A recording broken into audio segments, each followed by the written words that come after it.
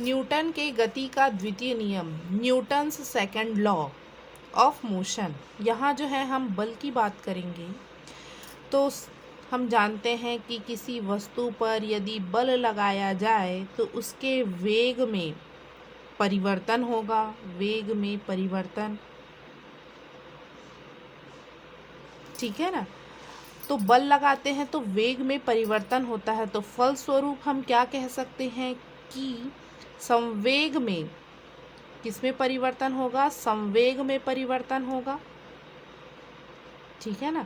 संवेग मतलब द्रव्यमान गुणित वेग, यही होता है ना, संवेग मतलब द्रव्यमान गुणित वेग।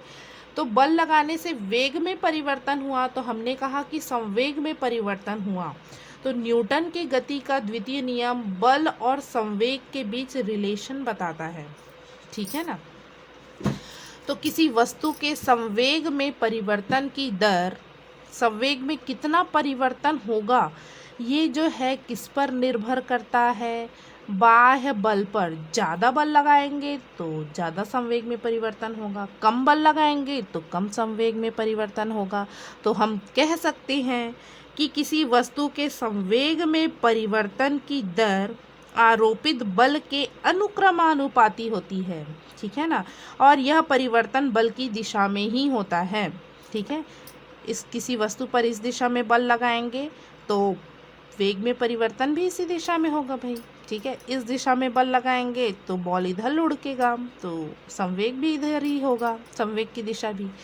तो माना कि m द्रव्यमान की कोई वस्तु है, निगमन करते हैं इसका, m द्रव्यमान की कोई वस्तु है जिसका प्रारंभिक वेग वेक्टर u है, ठीक है। तब वस्तु का प्रारंभिक संवेग द्रव्यमान गुणित वेग। जब वस्तु डेल्टी समय तक बल लगाया जाता है तो उसका अंतिम वेग वेक्टर v हो जाता है। तब वस्तु का संवेग द्रव्यमान गुणित वेग, डेल्टी समय तक बल लगाए ना, तो डेल्टी समय में वस्तु के संवेग में परिवर्तन कितना हुआ, संवेग में परिवर्तन तो अंतिम माइनस प्रारंभिक, ठीक है। अंतिम में उसका संवेग कितना है माइनस प्रारंभिक में उसका कितना संवेग था, तो परिवर्तन पता चल जाएगा भाई। तो द्रव्यमान गुणित वेग माइनस द्रव्यमान गुणित वेग, ठीक है। दोनों में से m कॉमन निकल जाएगा, तो vector v minus vector u, ये जो है वेग में परिवर्तन को प्रदर्शित कर रहा है, अंतिम वेग माइनस प्रारंभिक वेग। तो वेग में परिवर्तन को मैंने किससे दर्शा दिया, डेल v से, ठीक है, डेल वेक्टर v। तो डेल v वस्तु के वेग में परिवर्तन है। संवेग में परिवर्तन की दर, दर कहा गया है मतलब t से डिवाइड करना है हमको, ठीक है। तो संवेग में संवेग क्या है, डेल p है, उसमें परिवर्तन करना है मतलब डेल से प्रदर्शित कर दिए, ठीक है, यहाँ डेल से प्रदर्शित। अब दर कहा गया है मतलब डिवाइडेड बाई डेल टी होगा, ठीक है ना। तो यहाँ मान रखते हैं डेल p का मान कितना है, m into del V, m into del V, divided by del T, तो डेल टी से डिवाइड कर दिए यहाँ पर, ठीक है ना। अब del we upon del T क्या है जी, वेग में परिवर्तन की दर, क्या है, वेग में परिवर्तन की दर, मतलब ये त्वरण है क्या, तो हमने इसको त्वरण लिख दिया। तो संवेग में परिवर्तन की दर बराबर del P upon del T बराबर आ गया द्रव्यमान गुणित त्वरण आ गया भाई, ठीक है, इसकी जगह ए रख दिए। तो अब न्यूटन की गति के द्वितीय नियमानुसार क्या होगा, बल अनुक्रमानुपाती होता है संवेग में परिवर्तन की दर के, ठीक है ना। तो बल वेक्टर एफ अनुक्रमानुपाती, अनुक्रमानुपाती संवेग में परिवर्तन की दर लिख दिए, ठीक है। संवेग में परिवर्तन की दर को हमने क्या निकाला है, द्रव्यमान गुणित त्वरण, तो यहाँ मैंने उसकी जगह द्रव्यमान गुणित त्वरण लिख दिया, ठीक है। अनुक्रमानुपाती हटाएंगे तो एक नियतांक लगेगा, उसको के से प्रदर्शित कर दिए, ठीक है ना। तो हम परिमाणात्मक, ये वेक्टर रूप में है, यदि संख्यात्मक रूप में या परिमाणात्मक रूप में लिखें तो वेक्टर हटा दो, F इज इक्वल टू के एम ए, ठीक है। यदि k का मान 1 हो तब क्या आएगा, F is equal to M A, बल बराबर द्रव्यमान गुणित त्वरण, ठीक है। इसलिए गति के नियम में बल बहुत इंपॉर्टेंट है, ठीक है। तो यहाँ से जो है बल की परिभाषा मिल गई, बल का सूत्र मिल गया हमको, क्या होता है, द्रव्यमान गुणित त्वरण। अब इसके मात्रक के बारे में हम डिस्कस करते हैं, बहुत ही आसान था, न्यूटन की गति का द्वितीय नियम, ठीक है ना। Unit of units of forces, बल के दो प्रकार के मात्रक होते हैं, ठीक है ना। पहला जो होता है वो निरपेक्ष होता है और दूसरा होता है गुरुत्वीय मात्रक। तो निरपेक्ष मात्रक के बारे में पहले देखते हैं हम। Absolute unit of force, SI पद्धति में न्यूटन होता है, एन, ठीक है। यदि मैंने द्रव्य एफ इज इक्वल टू क्या होता है, एम ए, ठीक है। द्रव्यमान को मैंने ले लिया 1 किलोग्राम और त्वरण को ले लिया मैंने 1 मीटर पर सेकंड स्क्वायर। तो 1 किलोग्राम इंटू 1 मीटर पर सेकंड स्क्वायर, इसको क्या लिख सकते हैं जी, 1 न्यूटन, ठीक है। किलोग्राम मीटर पर सेकंड स्क्वायर से क्या बनता है जी, न्यूटन बनता है, ठीक है, बल का मात्रक बनता है। तो 1 न्यूटन, यहाँ से 1 न्यूटन बल को परिभाषित कर सकते हैं। 1 न्यूटन बल वह बल है जो 1 किलोग्राम द्रव्यमान की वस्तु में आरोपित करने पर, 1 न्यूटन वह बल है जो 1 किलोग्राम की वस्तु पे आरोपित करने पर 1 मीटर पर सेकंड स्क्वायर का त्वरण उत्पन्न कर दे, ठीक है ना। 1 न्यूटन वह बल है जो 1 किलोग्राम की वस्तु में आरोपित करने पर कितना त्वरण उत्पन्न करेगा जी, 1 मीटर पर सेकंड का त्वरण उत्पन्न कर दे, सेकंड स्क्वायर का।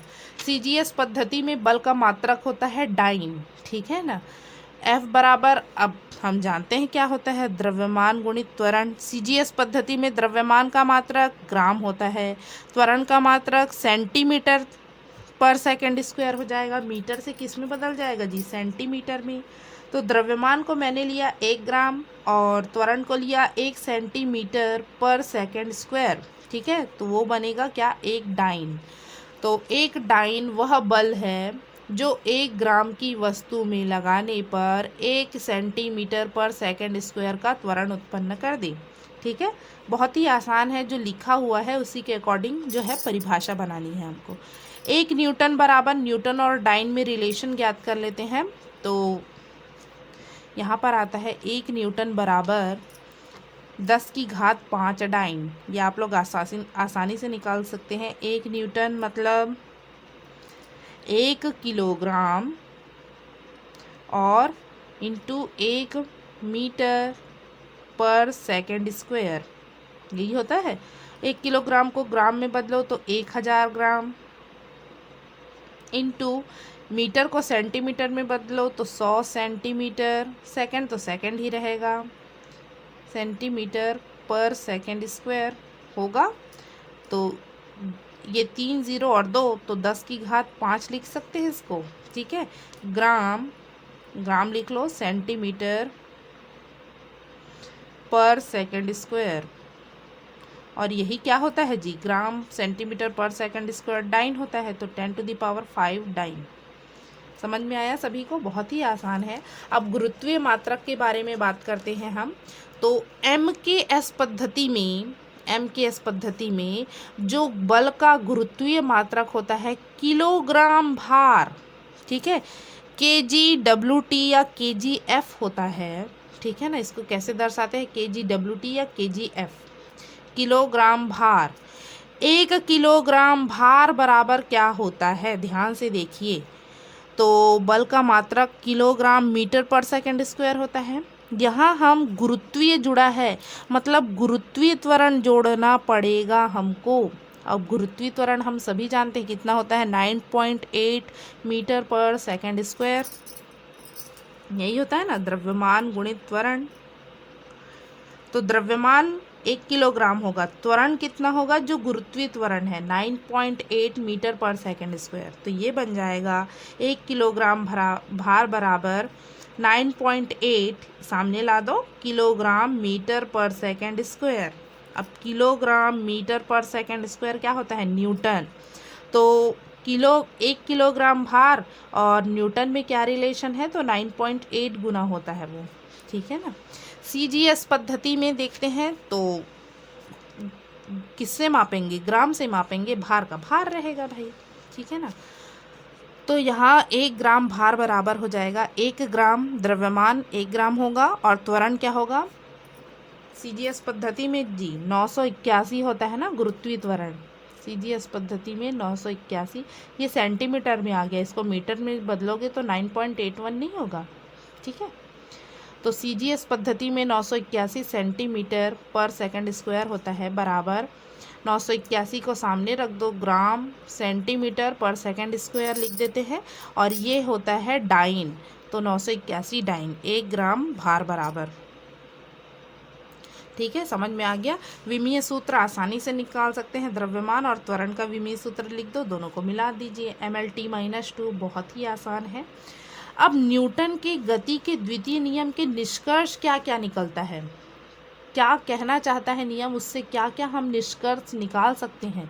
तो पहला निष्कर्ष हमने निकाला कि ये जड़त्व की माप बताता है कि जड़त्व किसमें कितना ज़्यादा होगा, किसमें कितना कम होगा। माप मतलब समझते हैं ना, माप मतलब उसका कितना मात्रा है, ठीक है ना, माप मतलब मात्रा, जड़त्व की कितनी मात्रा किस में ज़्यादा रहेगी। ठीक है, तो गति के द्वितीय नियम से F बराबर m इंटू ए बराबर F upon m, A as it is रहा, ये इसको नीचे भेज दिए, तो F अपॉन m हो गया।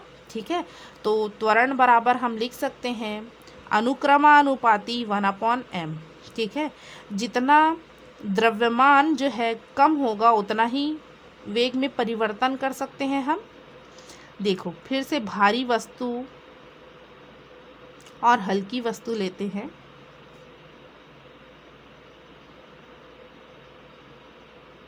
ठीक है, तो वेग में किसके ज़्यादा परिवर्तन कर सकते हैं, जिसका द्रव्यमान कम है कि जिसका द्रव्यमान अधिक है।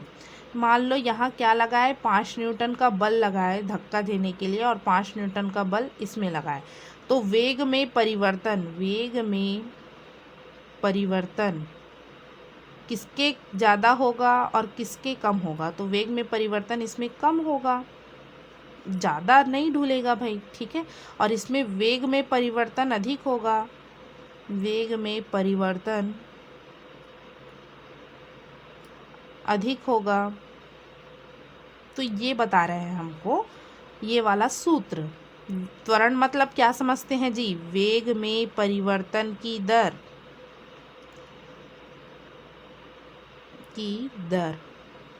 ठीक है ना। तो यहाँ से हमको ये समझ में आया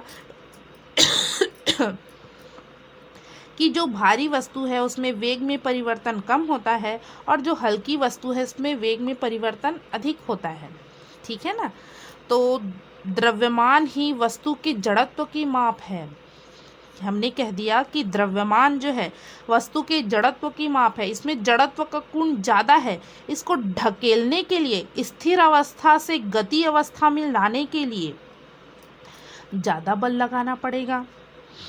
ठीक है ना, और इसको स्थिर अवस्था से गति अवस्था में आसानी से ला सकते हैं। ये अपने जड़त्व का बहुत अधिक विरोध कर रहा है। अपने देखो ये स्थिर है, बड़ा सा एक पत्थर ले तो उसको ढकेलेंगे तो बहुत मेहनत लगेगा भाई, वो स्थिर ही रहना चाहते हैं, स्थिर का जड़त्व आगे है उसमें। ठीक है ना, और यदि ये लुढ़कते हुए आ रहा है तो उसको रोकने के लिए भी बहुत, वो गति अवस्था में ही बना रहना चाहता है क्योंकि उसका द्रव्यमान अधिक है।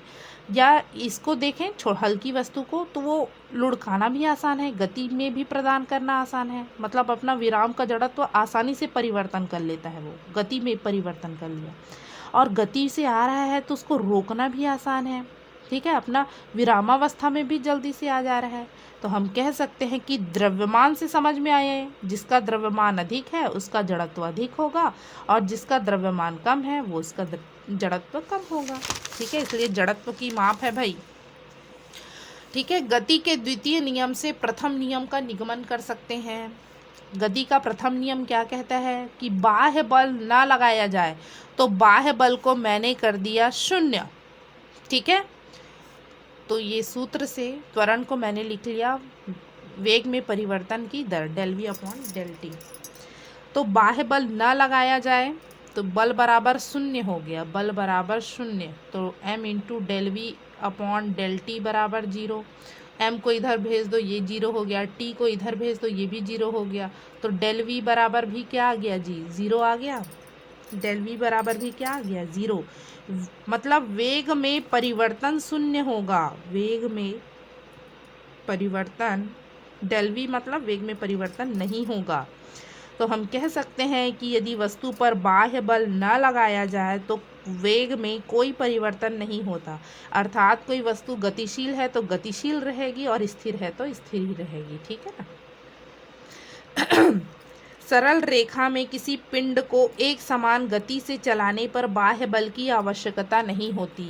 यदि कोई पिंड एक समान चाल से चल रही है, 2 मीटर पर सेकंड से चल रही है, तो उसी वेग से चलती ही रहेगी, उसमें बाह्य बल की कोई आवश्यकता नहीं होती। क्यों नहीं होती देखते हैं। तो बल बराबर होता है द्रव्यमान गुणित त्वरण। एक समान वेग से, एक समान वेग मतलब वेग समान है, हर एक पॉइंट पर वेग समान है, वेग में परिवर्तन नहीं हो रहा है, वेग में परिवर्तन नहीं हो रहा है, मतलब त्वरण क्या होगा जी, त्वरण ही नहीं है, त्वरण बराबर 0 हो जाएगा। तो त्वरण बराबर 0 रखे, तो यहाँ 0 रखोगे तो बल क्या आएगा, 0। तो हम कह सकते हैं कि एक समान गति के लिए बाह्य बल की आवश्यकता नहीं होती। ठीक है। इसके अपोजिट बोलते हैं अब, त्वरित गति सदैव बाह्य बल लगाने पर होती है। वेग में परिवर्तन कब होगा, जब बाह्य बल लगाएंगे। ठीक है। या त्वरण कब उत्पन्न होगा, जब बाह्य बल लगाया जाता है। वेग में परिवर्तन का मापन कर सकते हैं इस सूत्र से, del v/del t। तो यहाँ से वेग का मापन कर सकते हैं आसानी से। ठीक है।